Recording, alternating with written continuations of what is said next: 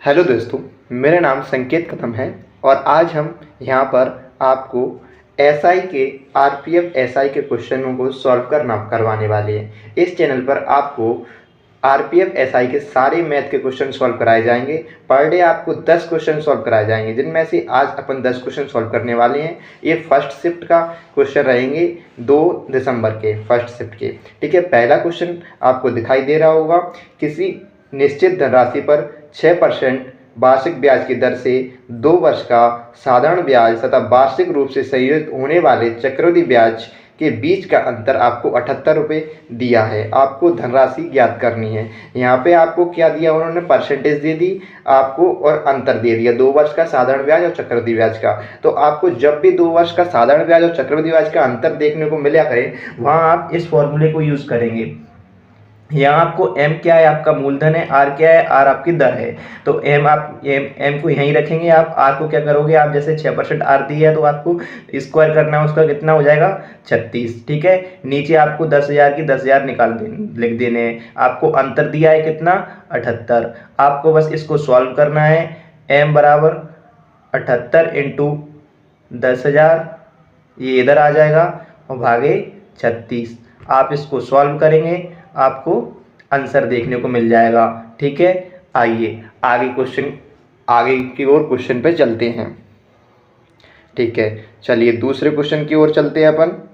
तो दूसरा question, N प्रेक्षणों का योग 160 है और उनका औसत 40 है, तो 7n+15 का मान आपको ज्ञात करना है। तो देखिए यहाँ पर एनओ का क्या दे दिया, उसने योग दे दिया, एनओ का योग दे दिया। यानी कि अपन में क्या है, एनओ का पता पाड़ना है। एन यानी कि पदों की संख्या कितनी है, एन यानी कि पदों की संख्या आ ही नहीं रही, यह पता पाड़ना है ना। एन यानी कि पदों की संख्या कितनी है, एन मतलब होता है पदों की संख्या कितनी है। ठीक है, तो ये अपन क्या करेंगे, पदों की संख्या पता करने के लिए अपन 160 में क्या करेंगे, 40 का डिवाइड कर देंगे, औसत का डिवाइड कर देंगे योग में। तो अपन को यहाँ क्या मिलेगा 4। ये क्या है, अपना पदों की संख्या है। ठीक है, तो अपन को क्या करना है, 7n+15 ये याद करना है। एन का मान अपने पास है 4 इंटू कर दो 7+15, अपन को 7 चौके 28 प्लस अपन 15 करेंगे, अपन को 43। ये अपना आंसर हो जाएगा। ठीक है, चलिए आगे क्वेश्चन की ओर चलते हैं अपन। आगे क्वेश्चन दिया है, वस्तुओं का विक्रय मूल्य 12 वस्तुओं के क्रय मूल्य के बराबर है, तो आपको लाभ या हानि ज्ञात करना है। देखिए 16 वस्तुएं, जो 16 वस्तुओं का विक्रय मूल्य है ना, उसका ये 16 वस्तुओं का जो विक्रय मूल्य है वो बराबर है 12 वस्तुओं के सीपी के। ठीक है, एसपी को आप यही रखेंगे, सीपी को इधर नीचे ले आएंगे, आपका नीचे आ जाएगा, 12 आपका यही रहेगा, 16 यहाँ पे आ जाएगा। ठीक है, 16 यानी कि 16 आपका सीपी था और 12 आपका एसपी हुआ। तो सीपी जब 16 था, 12 एसपी हुआ, तो आपको 4 की क्या हो गई, हानि हो गई। 4 की हानि आपको किस पे हुई, सीपी पे, यानी कि 16 पे, इंटू आप 100% कर देंगे। ठीक है, 4 चुक 16, 4 पे जाएगा, इसको आप यहाँ काटेंगे, कितना आ जाएगा 25%। ये 25% को आपको क्या हो गया, लॉस। ठीक, चलिए आपको दिया है 2 संख्याओं का एलसीएम और एचसीएफ 114 और 19 है। यदि उनमें से एक संख्या 57 है तो दूसरी संख्या क्या होगी। देखिए 2 संख्याओं का गुणनफल, 2 संख्याओं का गुणनफल हमेशा बराबर होता है उनके एलसीएम और एचसीएफ के इनटू के। अगर यहाँ पे वो आपको एलसीएम और एचसीएफ दे दिया उसने और उसने एक संख्या दे दी, तो अपन एक संख्या यहाँ रख देंगे 57। ठीक है, इनटू दूसरी संख्या नहीं दी, अपन दूसरी संख्या नहीं रखेंगे। एलसीएम दे दिया उसने 114 इंटू एचसीएफ दे दिया उसने कितना 19। अब आप इसको काट दो, 19 × 57। ठीक है, सेकेंड आप यहीं रखी रहने दो और 114 भागे 3 आप इसमें भाग दे दो।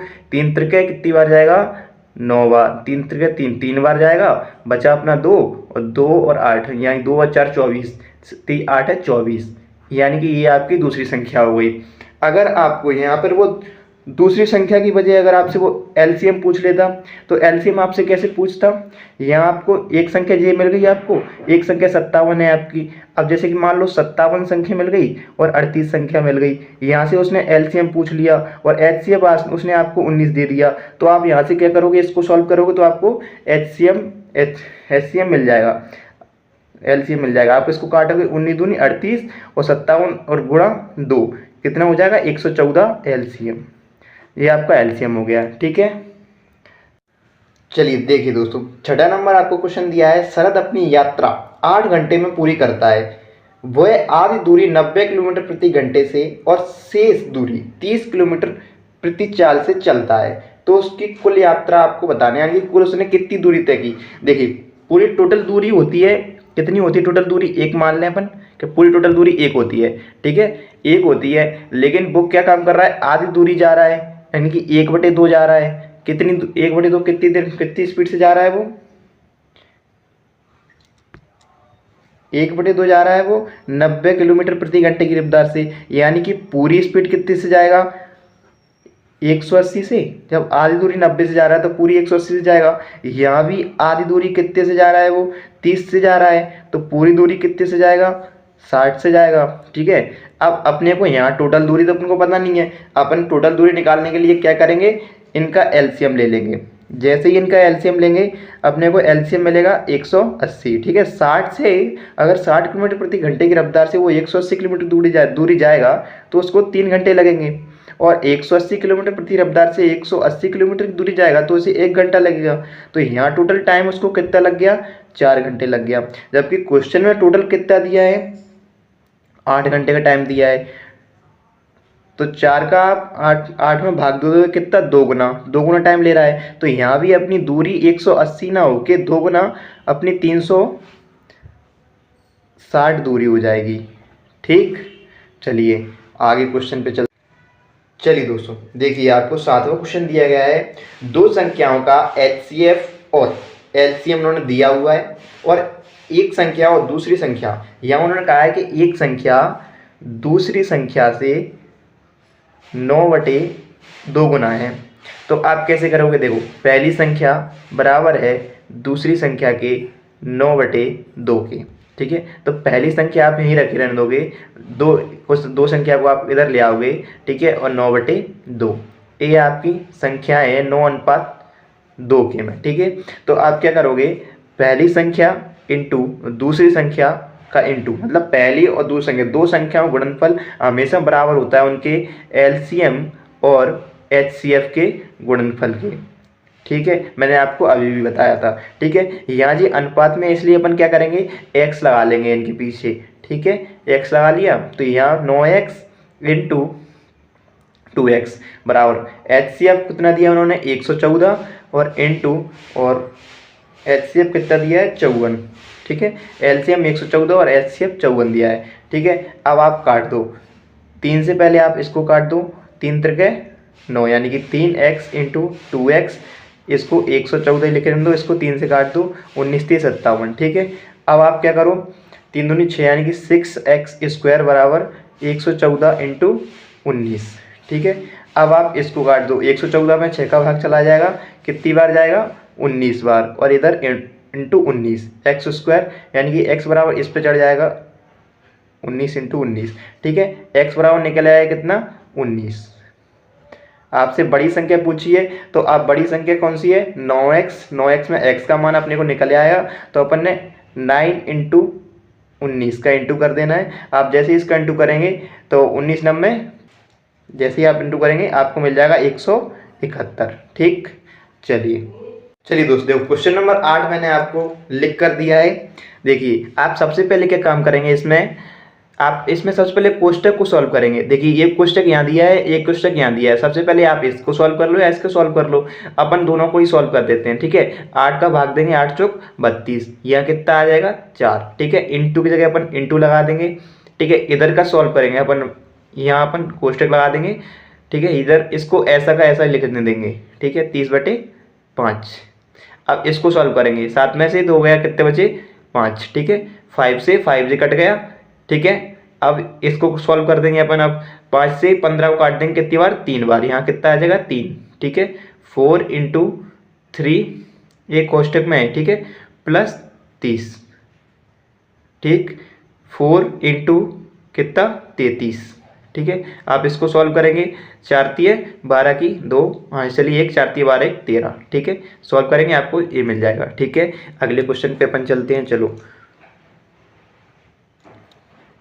चलिए दोस्तों देखो, अगला क्वेश्चन आपकी स्क्रीन पे होगा।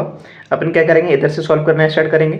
ठीक है, यहाँ इसको इधर को सॉल्व कर सकते हैं क्योंकि अपन ये भी कोष्टक में है, तो अपन इसको सॉल्व कर देते हैं। 5 से 35 को काट देंगे कितनी बार, 7 बार इंटू कोष्टक 12/6 प्लस 25/2। ठीक है, इसको सॉल्व करेंगे अपन तो कितना आ जाएगा यहाँ पे 2, और इसको अपन कोष्टक बंद कर देंगे। यहाँ से इसको काट देंगे और 6 से 12 को काट देंगे 2 बार। ठीक है, 7 इंटू 25 और 2 कितने 27। ठीक है, आप जब भी इसका इंटू करेंगे तो 7 7 49 की 9 हासिल चली 4 4 7 14 189। ठीक है, आपका ये आंसर हो जाएगा। ठीक है, अगले क्वेश्चन पर चलते हैं अपन। दोस्तों आगे क्वेश्चन को देखते हैं। आगे क्वेश्चन कह रहा है, अगला क्वेश्चन, यदि y³ - 1 का व्युत्क्रमानुपाती x है तथा y बराबर 3 रखने पर x का मान 6 होता है, तो y बराबर 8 रखने पर x का मान क्या होगा। देखिए, y³ - 1 किसके बराबर है, व्युत्क्रमानुपाती है किसका, x का, मतलब 1/x का। ठीक है, अब आप क्या करेंगे, y³ - 1 जैसे व्युत्क्रमानुपाती हटेगा बराबर k/x। ठीक है, अब आप क्या रखेंगे, k जैसे व्युत्क्रमानुपाती हटेगा यहाँ पे x k आ जाएगा। ठीक है, अब जैसे कि y³ - 3 y³ - 1 रखा है, जब y का मान कितना दिया है 3। ठीक है, अपन y³ की जगह y का मान 3 रख देंगे, 3³ ठीक है -1/k। x का मान कितना दिया है 6। ठीक है, अब इसको अपन सॉल्व करेंगे तो 3 3 9 9 27, 27 में से 1 गया तो कितना बचा 26। ठीक है, 26, 6 किधर आ जाएगा, इंटू इधर आ जाएगा। ठीक है, 6 और बराबर में k, ये आपको क्या मिल गया, k का मान मिल गया। तो जैसे ही अपन ने इसका समीकरण बनाया था ना जी अभी एक, ऐसे ही अपन इसका भी बनाएंगे इन दोनों का। तो ये क्या होगा, y³ - 1 बराबर होगा k/x के। ठीक है, y³ का मान यानी कि y का मान कितना दिया है यहाँ पे 8, तो 8 का क्यू -1 बराबर k का मान अपने को यहाँ पे मिला है, तो यहाँ पर k का मान रख देंगे 26 इंटू 6। x का मान अपन को निकालना है तो अपन x का यही रख देंगे। ठीक है, इसको अपन सॉल्व करेंगे तो 8 का क्यू कितना होता है 8 2 64 और इंटू 8 यानी कि कितना 512, 512 माइनस का 1, यहाँ पे अपन ये 26 इंटू 6 बटे कितना x को अपन इधर भेज देंगे। ठीक है, बराबर के इधर, तो x बराबर कितना हो जाएगा 26 इंटू 6 बटे कितना 511। ठीक है, अब आप इसको पूरा सॉल्व कर लेंगे, 26 इंटू 6 करेंगे तो आप कितना हो जाएगा, 36 की 6 8 से 3 6 दूनी 12 12 6 दूनी 12 और 12 और 3 15 15 यानी कि 156/511, ये आपका आंसर हो गया। ठीक, चलिए आगे क्वेश्चन पे चलते अपन।